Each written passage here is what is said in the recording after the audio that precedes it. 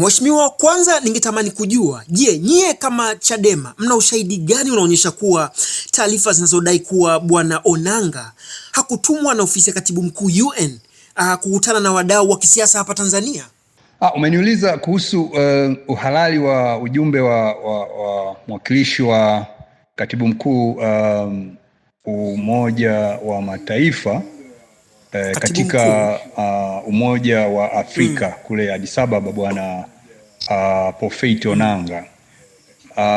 Bwana Prophet Onanga, yes, ni mwakilishi, kwanza ni mwakilishi wa Katibu Mkuu wa Umoja wa Mataifa katika Umoja wa Afrika, makao makuu Addis Ababa, lakini vile vile ndio kiongozi wa ofisi ya Umoja wa Mataifa katika makao makuu ya Umoja wa Afrika kule Addis Ababa.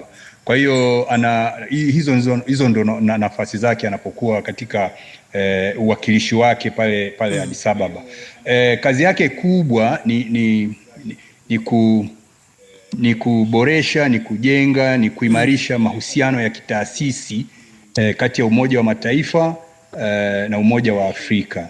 Lakini vile vile anajenga, anafanya shughuli za kila siku za mawasiliano kati ya Umoja wa Mataifa na Umoja wa Afrika. Kwa hiyo ndio mandate yake.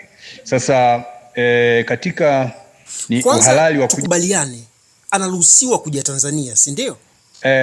Anaruhusiwa kuja Tanzania kwa nafasi aliyonayo kwa JD yake, job description yake. Yeye kama mwakilishi kwenye Umoja wa Afrika ana haki na iko ndani ya, nadhani iko ndani ya majukumu yake kufuatilia masuala mbalimbali ya amani na usalama katika bara la Afrika.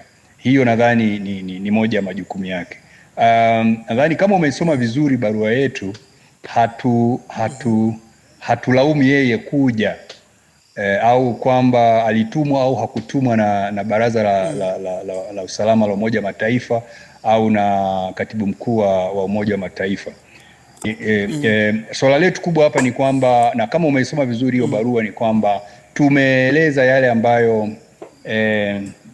bwana huyu alitaka sisi tuyaeleze, na yote nadhani tumeyabainisha vizuri katika barua ambayo tumewasilisha kwenye ofisi za Katibu Mkuu wa Umoja wa Mataifa kule New York.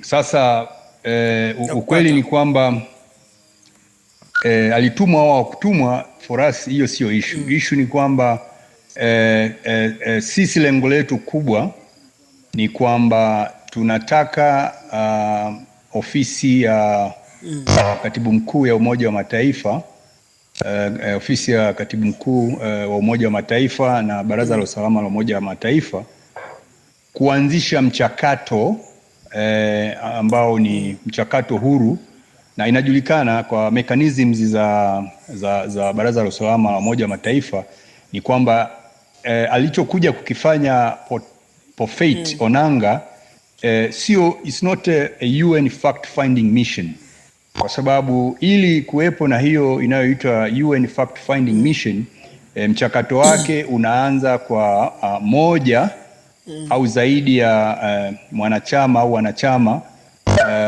wa Umoja wa Mataifa kuwasilisha maombi ya kwenda katika nchi husika kutafuta ukweli juu ya masuala mbalimbali ya uvunjifu wa haki za binadamu, iwe ni mauaji ya halaiki au mauaji ya kimbali.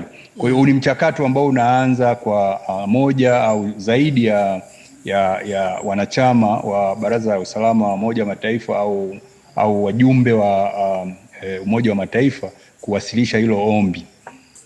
Baada ya hilo ombi kuwasilishwa, basi mchakato huendelea kwa kuteua wajumbe wa tume au wa hiyo fact finding mission ambayo inapaswa kuja na kufanya uchunguzi katika nchi ambayo inalalamikiwa kufanya uvunjifu mkubwa wa haki za binadamu, kama ilivyotokea katika nchi nyingine. Ukiangalia Sudani kumekuwepo na kama mlisikia mlifuatilia, kulikuwepo na UN fact finding mission ambayo ilikuwa inaongozwa na Judge mstaafu Othman Chande huyu.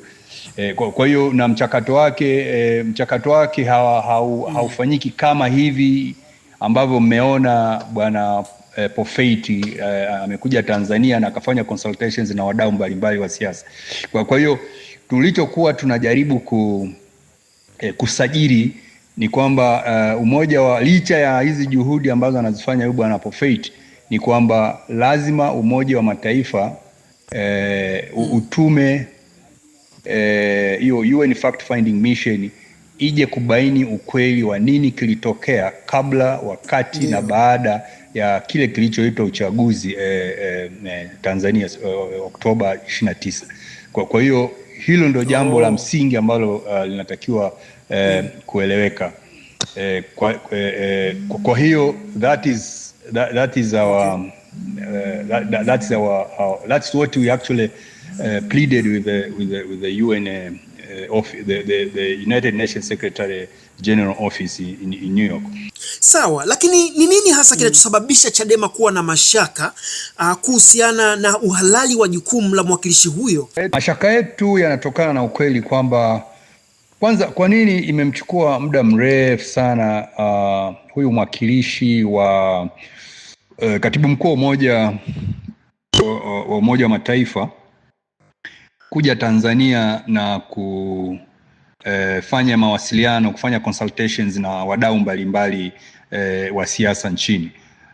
Lakini jambo la pili, mashaka yetu yanatokana na ukweli kwamba huyu bwana Pofeti alikuwa ni msaidizi wa aliyekuwa under secretary mwaka 2007 mpaka 2012 Dr. Asha Rose Migiro, ambaye kwa sasa ndio katibu mkuu wa Chama cha Mapinduzi, na ambaye vile vile alikuwa kwenye nafasi hiyo wakati mauaji ya halaiki yanafanyika katika miezi ya Oktoba na mwezi wa katika miezi ya Oktoba na Novemba. Na alikuwa msaidizi wake na wana mahusiano ya karibu.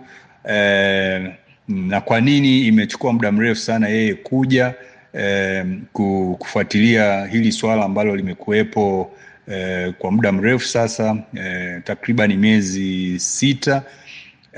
Hiyo peke yake inaibua maswali mengi kuhusu ujio wake sasa, ambapo Tanzania iko chini ya shinikizo kubwa sana la kutoka kwa raia na kutoka kwa jumuiya ya kimataifa kuhusiana na ulazima wa kufanya uchunguzi huru wa kubaini ni kile kilichojiri wakati ule wa kabla, wakati na baada ya kile ambacho kimekuwa kikiitwa uchaguzi wa Oktoba tarehe 29.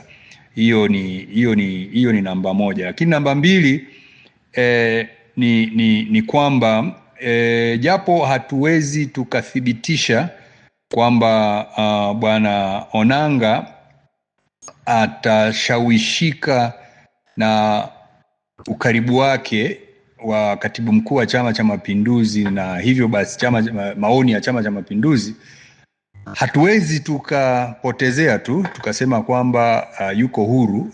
We cannot rule that out. Kwa hiyo ni vizuri tukaliweka hilo bayana kwamba kuna mgongano wa maslahi kati yake yeye na kazi anayoifanya, na mtaona kwamba walikutana na wakagonga glasi na wakahagi. Hawa ni watu ambao